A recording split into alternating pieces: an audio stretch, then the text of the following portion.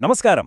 మూలాల ఆధారంగా చేస్తున్న ఈనాటి మన విశ్లేషణకు స్వాగతం. ఈరోజు అక్షరాల మన తలపైన ఆకాశంలో జరుగుతున్న ఒక అద్భుతమైన, దాదాపుగా కనుమరుగైపోయిన ఒక లాంగ్వేజ్ని డీకోడ్ చేయబోతున్నాం. అదేంటంటే, ఎలాంటి మోడర్న్ టెక్నాలజీ లేని ఆ కాలంలోనే మన పూర్వీకులు వాతావరణాన్ని, రాబోయే సంఘటనల్ని పక్షుల ద్వారా ఎలా అంచనా వేశారు అనేది చూడబోతున్నాం. ఒక రకంగా చెప్పాలంటే, పక్షులను వాళ్ళు ఒక ఎర్లీ వార్నింగ్ సిస్టమ్ లాగా ఎలా వాడుకున్నారో ఇప్పుడు చూద్దాం.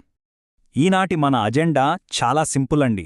ముందుగా ప్రకృతి ఇచ్చే సిగ్నల్స్, ఆ తర్వాత అసలు శకునం వెనుకున్న లాజిక్ ఏంటి, పెద్దబాల శిక్షలో చెప్పిన 5 పక్షుల గైడ్, దిశలు, సమయాల లెక్కలు, అలాగే ఫైనల్గా ఈ ప్రాచీన లాజిక్ నేటి కాలానికి ఎలా అప్లై అవుతుంది అనేది చాలా ఫాస్ట్గా చూసేద్దాం.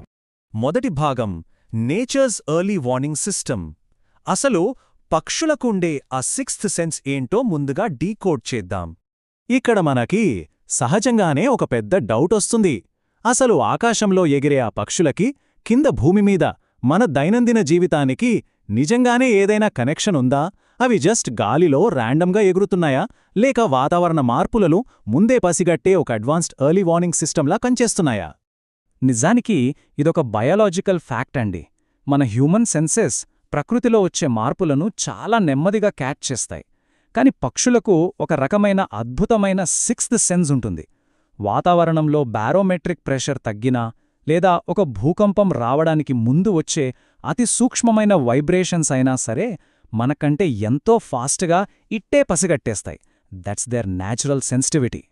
రెండవ భాగం ద లాజిక్ ఆఫ్ శకునో. చూడండి, ఇది కేవలం మూఢనమ్మకం కాదు, దానికి మించి. ఈ సిస్టమ్ని అర్థం చేసుకోవాలంటే ముందు ఆ పదాల వెనుక ఉన్న అర్థాన్ని చూడాలి. శకునం అనే పదం నేరుగా శకుని అంటే పక్షి అనే పదం నుంచే పుట్టింది. దీన్ని బట్టి మనకు అర్థమయ్యేదేంటంటే, శకునం చూడటం అంటే ఏదో గుడ్డిగా నమ్మడం కాదు, ప్రకృతి ఇచ్చే సంకేతాలను సైంటిఫిక్గా చదవడం. ఇదొక అపారమైన ప్రాచీన విజ్ఞానం. మూడవ భాగం ది పంచపక్షులు గైడ్. మన ప్రాచీన గ్రంథాలు చెప్పిన ఆ 5 ముఖ్యమైన మెసెంజర్స్ ఎవరో ఇప్పుడు చూద్దాం. ప్రాచీన ఫీల్డ్ గైడ్ అయిన పెద్దబాల శిక్షను ఓపెన్ చేసి చూస్తే, ఆకాశాన్ని ఒక సర్వైవల్ గైడ్గా వాడుకోవడంలో ఈ 5 పక్షులు ఎంతటి కీ రోల్ ప్లే చేశాయో మనకు స్పష్టంగా కనిపిస్తుంది. మనం చూడబోయే ఈ టేబుల్ అక్షరాల ఒక విజువల్ చీట్ షీట్ అని చెప్పొచ్చు. ఈ న్యాచురల్ అలర్ట్ సిస్టంలో ఒక్కో పక్షి ఒక్కో డిఫరెంట్ ఇన్స్ట్రుమెంట్లా ఎలా పనిచేస్తుందో, వాటన్నిటి మీనింగ్స్ ఏంటో ఇప్పుడు కొంచెం డీటెయిల్డ్గా చూద్దాం. ఉదాహరణకు, ముందుగా నెమలి గురించి చూస్తే, ఇది వాతావరణానికి ఒక పర్ఫెక్ట్ న్యాచురల్ బారోమీటర్లా పనిచేస్తుంది. ఇది వర్షాన్ని, పాజిటివ్ ఎనర్జీని సూచిస్తుంది. అలాగే మనం రోజూ చూసే కాకి అరిస్తే చుట్టాలొస్తారు అని ఊరికే అనలేదండి. నిజానికిదొక అలర్ట్ సిస్టమ్. రాబోయే వార్తలకి, రాకలకి ఇదొక ముందస్తు ఇన్ఫర్మేషన్ నెట్వర్క్ అనమాట. ఇక మూడోది పాలపిట్ట.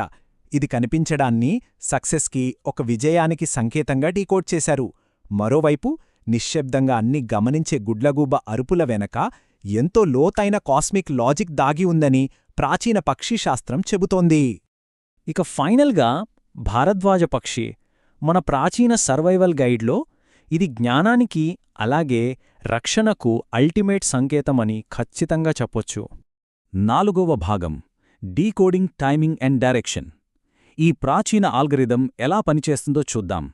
ఇక్కడ అసలు పాయింట్ ఏంటంటే, కేవలం ఆ పక్షిని చూడగానే కథ అయిపోలేదండి. నిజానికి మన పూర్వీకులు ఒక పక్కా లాజికల్ చెక్లిస్ట్ ఫాలో అయ్యేవారు, అచ్చమొక అల్గారిథంలాగా. ఫస్ట్ స్టెప్, పక్షి ఏ దిశ నుంచి అరుస్తోందే. సెకండ్ స్టెప్, అది ఖచ్చితంగా ఏ టైంలో అరుస్తోంది. ఈ రెండింటిని బట్టి రాబోయేది శుభం అంటే పాజిటివ్ అవుతుందా, లేదా అశుభం అంటే నెగిటివ్ అవుతుందా అని లెక్కలు వేసేవాళ్లు. దాన్ని బట్టే వాళ్ళ రోజువారీ పనులు, ప్రయాణాలు ప్లాన్ చేసుకునేవాళ్లు. ఐదవ భాగం ఏన్షియంట్ లాజిక్ ఫర్ టుడే. మన మోడర్న్ వరల్డ్కి ఈ ప్రాచీన జ్ఞానం ఎలా లింక్ అవుతుందో చూద్దాం. ఇవన్నీ కేవలం పాతకాలపు మూఢనమ్మకాలు అని తీసిపారేయడం చాలా ఈజీ. కానీ వాతావరణ మార్పులను పసిగట్టి ముందే వలస వెళ్లే పక్షుల ప్రవర్తనను గమనిస్తే ఇది గుడ్డి నమ్మకం కానే కాదు అని అర్థమవుతుంది. వాతావరణాన్ని, సేఫ్టీ ప్యాటర్న్స్ని డీకోడ్ చేయడానికి మన పూర్వీకులు వాడిన ఒక అత్యంత ఖచ్చితమైన సైంటిఫిక్ ఫ్రేమ్వర్క్ ఇది. ఈ మూలాలన్నీ కూడా ఒక అద్భుతమైన విషయాన్ని సమ్మరైజ్ చేస్తున్నాయి. ప్రకృతి అనేది ఒక పెద్ద పుస్తకం, మనం దాన్ని చదవడం నేర్చుకోవాలి అని. అవును కదా? ఈ పక్షులను, ఆకాశాన్ని అర్థం చేసుకోవడమంటే ఆ నేచర్ అనే మహాగ్రంథంలోని పేజీలను చదవడమే. ఇక ఫైనల్గా ఒక చిన్న ప్రశ్న. మన పూర్వీకులు ఎలాంటి టెక్నాలజీ లేకుండానే కేవలం ఆకాశాన్ని ఒక సర్వైవల్ గైడ్లా వాడుకున్నారు. మరి ఎప్పుడూ టెక్నాలజీ, స్క్రీన్స్ మధ్యనే బతికేస్తున్న మనం ప్రకృతిస్తున్న ఏ అత్యంత సూక్ష్మమైన, కీలకమైన సిగ్నల్స్ను పూర్తిగా మిస్ అయిపోతున్నాం? ఒక్కసారి ఆలోచించండి. ఈనాటి విశ్లేషణ మీకు ప్రకృతి పట్ల ఒక సరికొత్త దృక్పథాన్ని ఇచ్చిందని ఆశిస్తున్నాం. మళ్ళీ కలుద్దాం.